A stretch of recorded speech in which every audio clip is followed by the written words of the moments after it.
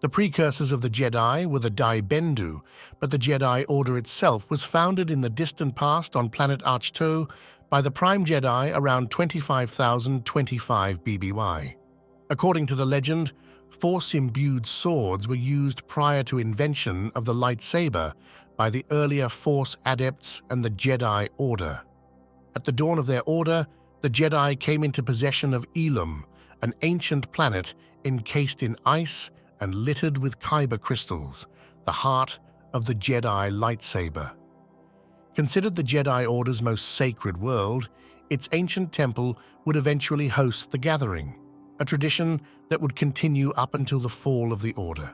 As the Jedi were spread throughout the galaxy, they acquired a vessel called the Crucible that would ferry students to Ilum so that they could perform the Gathering. It would become the base of the architect droid, Professor Huyang, for over 1,000 years as he instructed on lightsaber designs and kept records of every single Jedi weapon created. During this early period, the Order also established itself on Ossus, Jedha, Zengsiar, and other worlds. Later, some Jedi scholars argued that a number of locations could be considered the birthplace of the Order. The scholars argued that Coruscant, Jedha, and Ossus, as well as worlds shrouded in myth, such as Tython and Ahch-To, could all be considered candidate worlds for the Order's birth and the location of the first Jedi Temple. The Jedi religion, as it was called by Luke Skywalker, was based around 8 sacred texts that describe tenets, history, and specific guidance to those studying the path of the Jedi. These texts included the Ramagon and the Ionomika, separated into 2 volumes, Ionomicum I and Ionomicum II.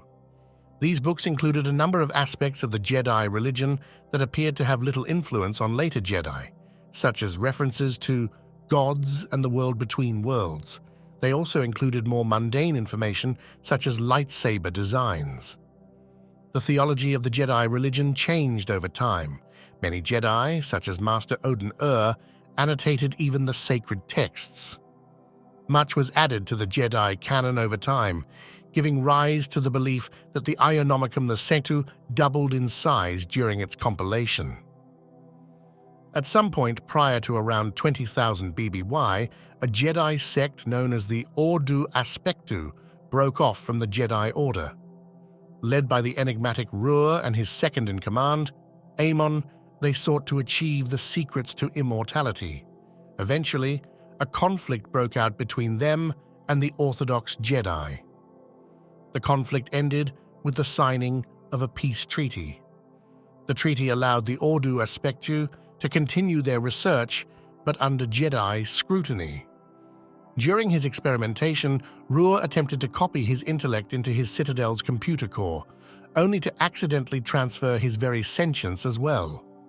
When the Jedi sought to investigate the computer closer around 20,000 BBY, the computer activated the Citadel's security droids, killing all members of the Ordu Aspectu and Jedi alike. But not before it was deactivated by Ruhr and Amon before they died themselves, thus ending the Ordu Aspectu. The Sith and the Jedi were once considered brothers in the Force prior to the 100-Year Darkness, from which the Sith Order was born. A rogue Jedi had come to believe that the true power of the Force lay not in contemplation and passivity, and instead sought abandon and strength through the dark side of the Force. The Jedi High Council at the time balked at this new direction, and the fallen Jedi was cast out of the Order's ranks. In spite of his banishment, the outcast gained followers to his new order. The power-hungry Sith sought to control the galaxy and opposed the Jedi, against whom they waged a series of wars which brought destruction to many worlds, including the Sith homeworld of Moraband, which the Sith were eventually forced to abandon. On another occasion, the Jedi Order and the Sith fought a battle on the planet Takodana. These wars also saw the construction of ancient superweapons powered by giant kyber crystals, which possessed the power to destroy entire planets. These weapons, along with the crystals, were destroyed, and 1,000 years later believed by many Jedi to be merely legends. About 5,000 years before the Battle of Yavin, the Order eventually came to be headquartered at Coruscant, wherein they built a temple that would pose as their main hub for thousands of generations. Underneath the structure lay buried an ancient Sith shrine, the inherent power of which was believed by the contemporary Jedi to have been neutralized and successfully capped. In truth, that power had seeped upward and outward since its entombment, infiltrating the hallways and rooms above and weakening the Jedi Order for millennia without their knowledge. It was during this time that the Jedi Order came into the service of what would be later called the Old Republic. Promising to uphold its ideals, the Jedi fought to maintain peace and freedom. When the Old Republic outlawed slavery, the Jedi set about to free those held, notably under the Zygerian slave empire. The Jedi declared war on Zygerians, whose economic success had resulted from enslaving beings from all corners of the galaxy before selling them at auctions. The Jedi Order managed to put an end to their practices, destroying their empire and exiling them to their homeworld, Zygeria. The Zygerians developed a fierce hatred for the Jedi as a result. Conflicts also arose between the Jedi and the inhabitants of the world of Mandalore, who had rapidly developed into a warlike culture in which strength was valued above all else. Their beliefs of continual warfare went contrary to the Jedi's mission of protecting the weak. They quickly mobilized to stop the destructive Mandalorians from expanding in the galaxy. The constant warfare was a strain, and, as the Old Republic crumbled, the Mandalorian warriors sacked the Jedi Temple on Coruscant, an event during which Pre Vizsla's ancestors stole the Darksaber. Prior to 1032 BBY, the galaxy entered an era known as the Dark Age. During this time, the Jedi-Sith War occurred.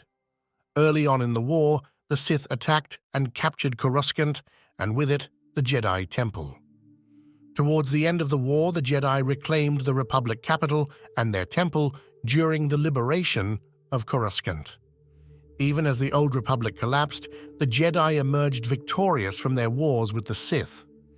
In their constant thirst for power, the Sith had weakened themselves through infighting, which allowed the Jedi to defeat the weakened Sith. Unbeknownst to the Jedi at the time, Darth Bane remained as the sole surviving Dark Lord of the Sith.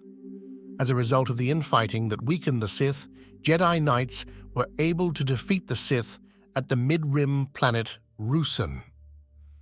This confrontation nearly destroyed the ancient Sith Order and forced the Sith to go into hiding. After this, Bane established the Rule of Two, declaring that the Sith thenceforth would consist of a Sith Master and a Sith Apprentice. Bane's Rule of Two was discovered by the Jedi, but according to an imprint of later Jedi Elzar Mann, the Jedi Order ended Bane's reign. His death falsely convinced his enemies that the Sith had truly died out. Keepers of the Peace, Knights of the High Republic, across the stars. I just didn't realize the Jedi ever had an official presence so far from the core. It's probably High Republic era. It was a time of greatly expanded Jedi activity throughout the galaxy. Luke Skywalker and Lor San Tekka. The formation of the modern Galactic Republic heralded a new era of democracy, peace, and prosperity under the Galactic Senate and its elected leader, the Supreme Chancellor. Due to the Galactic Republic's demilitarization, the Jedi Order fully embraced their responsibilities as peacekeepers and rejected their roles as soldiers. Assisted by the Republic judicials, the Jedi were responsible for maintaining law and order, namely by mediating conflicts to bring about peaceful solutions between various rival factions and planets, as well as serving as interplanetary law enforcement by pursuing wanted and dangerous criminals, pirates, and smugglers. While they ultimately collapsed, the Galactic Republic and the Jedi Order were able to preside over 1,000 years of peace, sustained without major warfare. One of their philosophical sayings was, "The simplest gesture of kindness can fill a galaxy with hope." In approximately 319 BBY, a copy of a third volume of the Ionomica was put forth. Though the existence of Ionomicum III had been rumored, this volume was later found to have been forged, causing a scandal. The Republic reached the zenith of its power and influence in a time remembered as the High Republic era. During that time, the Republic relied heavily on the Jedi Order to render aid and settle disputes through peaceful methods. The Jedi worked alongside the Republic in its effort to expand into the Outer Rim territories, believing it also presented a chance to meet new groups and let them know they could rely on the Jedi for help. However, an investigation into the stolen Rod of Seasons brought the Jedi into conflict with the path of the Open Hand cult, which sought to use members of the Nameless species against Force users in the name of freeing the Force. The Jedi Order fought in the Republic-Togruta conflict, defeating the Path. The Night of Sorrow is over, but the brave warriors who fell will not be forgotten. These Jedi came to answer our call of need without hesitation or doubt, because at the heart of the Jedi is a heart that fights for good. These Jedi fought bravely and selflessly against the darkness that is ever present in this galaxy. As stars are born and die, so does time move forward, relentlessly so, and yet we fight. We will never stop fighting for the light and life in this galaxy. Master Creighton's son speaks after the Battle of Dalna. Padawan Sav Malagan fought alongside Pirate Queen Maz Kanata's crew during the Battle of Jedha, a conflict instigated by the Path. Several Jedi teams investigating the Path converged on Dalna, where the Battle of Dalna exploded into being. The conflict had such a high death count it would devolve into massacre, arguably caused by Republic and Jedi's close connection. All the same, much of the death was caused by the Path, which reformed into the warlike path of the Closed Fist. During the battle, they also released Nameless that proved highly effective against the Jedi. Nonetheless, many Dalnans held the Jedi responsible for the massacre they remembered as the Night of Sorrow. At the time, however, the defeat of the Path was seen as proof of the benefits of Jedi-Republic partnership.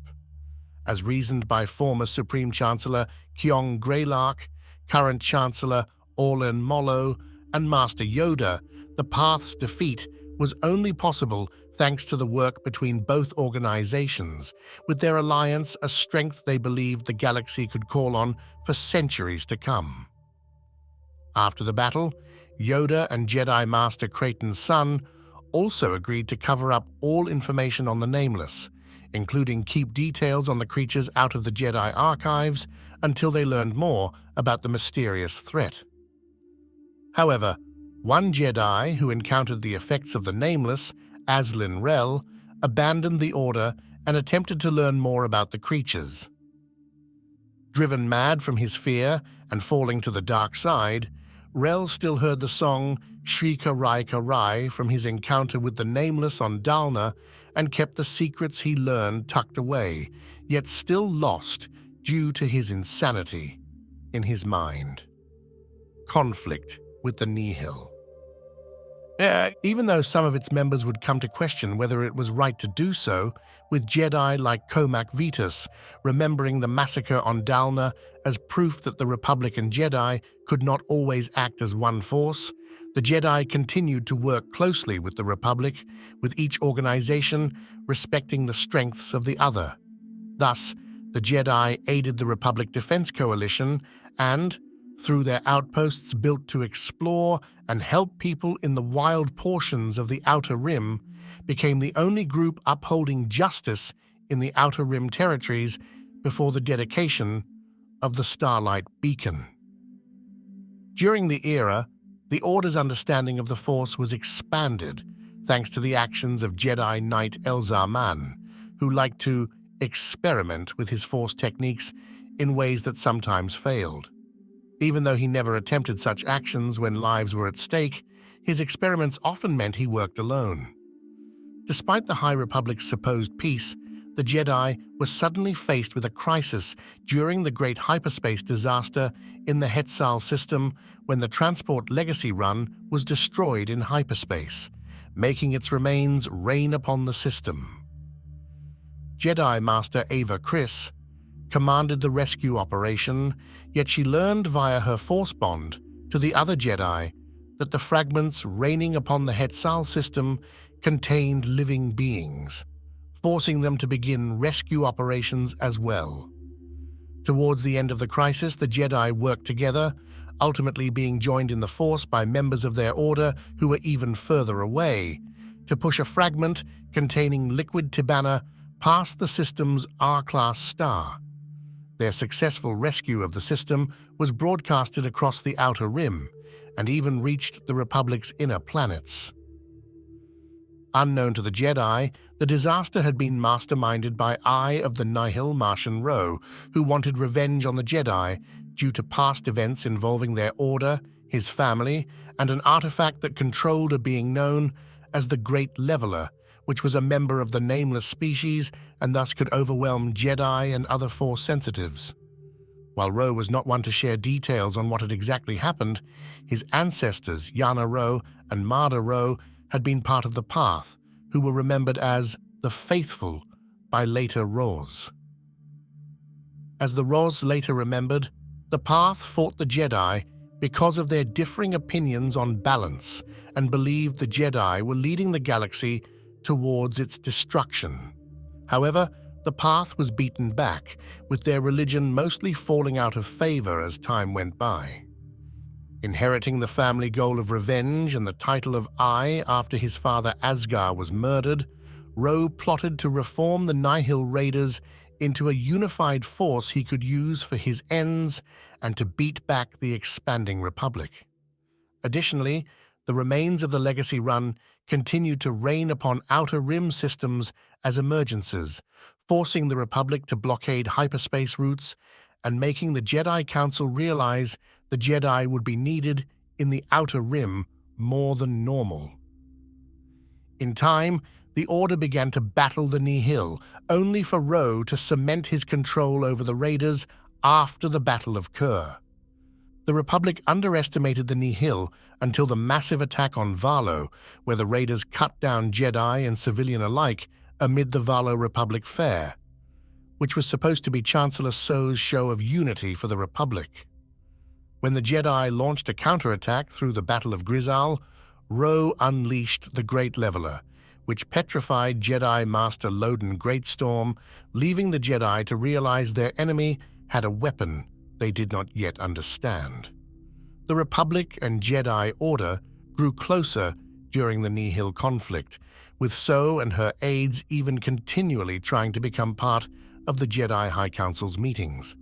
As debate on how involved with the Republic they needed to become spread across the Order, many Jedi expressed worry that the Order's focus was at risk of moving to politics and war. Vitus was one such Jedi who questioned how much the Order actually owed the Republic, even though he agreed the Nihil were a serious threat, while his Padawan Reath Silas saw both sides to the debate. As the conflict and bloodshed carried on across the galactic frontier, more and more Jedi fell in battle against the Nihil, who the Jedi came to see were ruthless enemies who lacked any form of honor. Many Jedi had trouble adapting to the newly war-torn Outer Rim they needed to serve in. With it even coming to seem like acting only as peacekeepers was a recipe for defeat, Vitus came to believe the galaxy had grown to become a different place than the type the Jedi Order was made for and refused to flinch in battle. After Ro unleashed more Nameless during the destruction of Starlight Beacon, the Jedi Order's reputation took a hit when it ordered a mass recall of its members back to Coruscant. while Grandmaster Pratre Veta argued the Jedi needed to retreat until they could learn how to fight the Nameless. Some Republic officials took it as the Jedi running away in fear. Beginning of the end.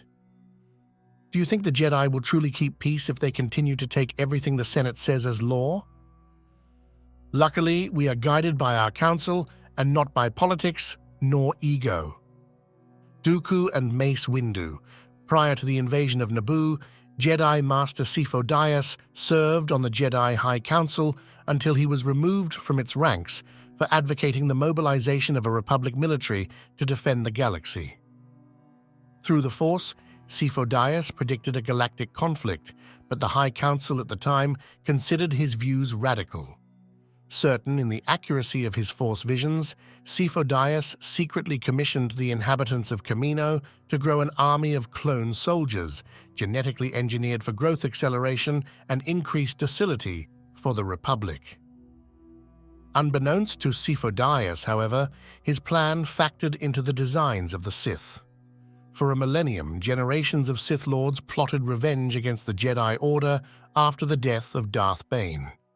Darth Sidious, who had become a Sith Master after betraying and murdering his master Darth Plagueis, was the culmination of the grand plan that would see the Sith return to a position of dominance over the galaxy. After serving as an unwitting pawn for the Sith, Sifo Dyas was betrayed by his childhood friend, the Jedi Master Count Dooku, who had him assassinated by the Pike Syndicate at the behest of Sidious. Disillusioned with the Jedi Order, yet also ambitious for power, Dooku rejected the light side and became a Sith Lord, adopting the moniker of Darth Tyrannus and replacing Darth Maul as the Sith apprentice of Darth Sidious. The Sith guided the creation of the clone troopers after Sifo Dyas' death, covertly taking control of the army and its Kaminoan developers. Tyrannus maintained secret contact with two officials of the Kaminoan government, Prime Minister Lama Su and the Chief Medical Scientist Dr. Nala Se, who were supplied with behavioral modification biochips to ensure the clones' compliance with their Sith programming. The chips were implanted in the brain of every clone trooper during the early stage of their development. Sifo Dyas, who originally thought of the chip, intended for it to be a safeguard against rogue Jedi, but Tyrannus and Sidious retooled the chip. Tyrannus deceived the Kaminoans into believing Sifo Dyas' intention. However, the biochip's true purpose was to guarantee that the clones would carry out Order 66, a secret protocol that was integral to the destruction of the Jedi Order, Invasion of Naboo. At last we will reveal ourselves to the Jedi. At last we will have revenge. Darth Maul to Darth Sidious. In 32 BBY, Supreme Chancellor Finus Valorum requested the Jedi Order's assistance in negotiating a dispute that resulted in the Trade Federation's blockade of the planet Naboo. The High Council dispatched Jedi Master Qui-Gon Jinn and his Padawan, Obi-Wan Kenobi, to negotiate with the Trade Federation. However, Darth Sidious, whose public persona was Senator Sheev Palpatine of Naboo, insisted that the Trade Federation, which was under his sway, initiated an invasion of Naboo and overwhelmed the Royal Naboo security forces. Circumventing a trap by the Federation, Jinn and Kenobi were able to escape to Naboo and arrive in Theed in time to rescue the Naboo Queen, Padme Amidala, who was being held captive by Federation forces.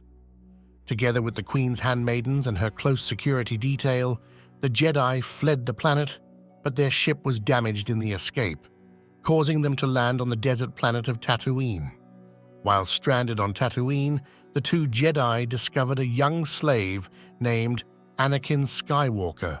Jinn believed Anakin to be the chosen one, the one that would bring balance to the Force. By betting on the boy winning the Boonta Eve Classic, Jinn was able to secure both Skywalker's freedom and the needed parts to repair the Queen's ship to reach Coruscant. It was after this that Jyn was attacked by Darth Maul, apprentice to Darth Sidious, who had dispatched Maul to kill the Jedi. As the Jedi had believed the Sith to be extinct, Jyn was at first unsure of who Maul was, except that he had been trained in lightsaber combat. Arriving at the Jedi Temple on Coruscant, the Council refused to induct Skywalker into the Order because, according to the Code, he was too old. The Council then ordered Jyn and Kenobi to protect Queen Amidala on her return to Theed. At the same time, Amidala was deceived by Palpatine into calling for a vote of no confidence in Chancellor Valorum, which would eventually lead to the election of Palpatine to the chancellorship. Jyn and Kenobi then assisted Amidala and her forces during the ensuing battle against the Trade Federation when Maul killed Jyn in combat, only for the Sith to be defeated by Kenobi. Given the status of Jedi Knight afterward, Kenobi took Skywalker as his apprentice despite Yoda's reluctance, and the Jedi Order was left in the dark as to what the Sith's actions were for 10 years. The Jedi were left unaware that they were being deceived by Palpatine, who was using his double identity to eventually complete the Sith's revenge by destroying the Jedi and taking over the Republic. Separatist Crisis. I will not let this Republic that has stood for 1,000 years be split in two. My negotiations will not fail.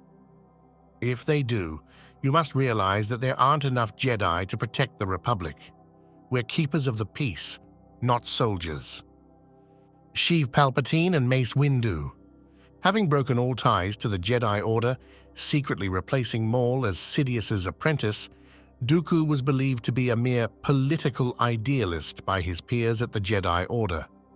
For 8 years, Dooku was scarcely heard about until he staged a theatrical return to public life by delivering a rousing speech that condemned the Republic and essentially set the stage for the Separatist crisis. At the same time, he fomented political turmoil in many worlds, including Ryloth, Kashyyyk, Sullust, and Onderon, or tried to convince their leaders to leave the Republic, as in Eriadu's case. Soon enough, Dooku became the face of the Confederacy of Independent Systems, convincing several thousand systems to leave the Republic.N. The Jedi Order was unable to ensure the Republic's safety in the event of a war due to its limited numbers. The Republic lacked a standing army, while the mandate of the Jedi was to maintain order as peacekeepers instead of soldiers. Concerned by the growing number of star systems seceding from the Republic, the Senate debated the Military Creation Act. During the debate, a plot to assassinate Senator Amidala forced the Naboo senator to return to her homeworld with Padawan Anakin Skywalker serving as her bodyguard. The task of investigating the plot against Amidala was given to Skywalker's master, Jedi Knight Obi-Wan Kenobi, who tracked the assassin to the planet Kamino. After discovering the Kaminoans' creation of the clone army at the behest of the late Jedi Master Sifo Dyas, Kenobi deduced that the army's clone template, the bounty hunter Jango Fett, was the assassin who tried to kill Amidala. Jango and his cloned son, Boba Fett, fled from Kamino to escape interrogation by the Jedi. However, Kenobi followed the Fetts to Geonosis, where he discovered the separatist droid army, prompting the Senate to empower Chancellor Palpatine to unilaterally create the Grand Army of the Republic. Clone Wars. The first battle. I have to admit that without the clones, it would not have been a victory. Victory? Victory, you say? Master Obi-Wan, not victory. The shroud of the dark side has fallen. Begun, the Clone War has. Obi-Wan Kenobi and Yoda. As the Republic prepared for war, Jedi Master Mace Windu led a Jedi assault team to rescue Kenobi on Geonosis.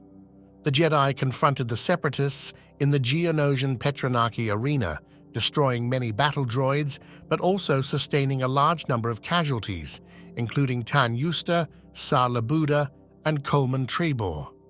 The remaining Jedi were evacuated from the arena by the Republic clone army that arrived on Geonosis under the command of Grand Master Yoda. Along with the requisite LAAT gunships and ATT walkers, over 80 regiments of clone troopers engaged the droid army, with the Jedi leading the charge. Although the Jedi had not yet received a formal commission in the newly formed Grand Army, the clones nonetheless complied with their orders. Windu, Kit Fisto, Aayla Secura, and other Jedi fought alongside their troops on the battlefield, while Yoda was occupied with overseeing the Republic Army's strategy from the Forward Command Center. The Republic attack caught the Separatist leaders by surprise. Despite their initial efforts to organize an effective counterattack, the Separatists ultimately retreated from Geonosis as the clones achieved ground and air supremacy under the skilled leadership of the Jedi High Council. Although the First Battle of Geonosis concluded as a victory for the Republic, Yoda lamented its outcome as the beginning of the Clone Wars.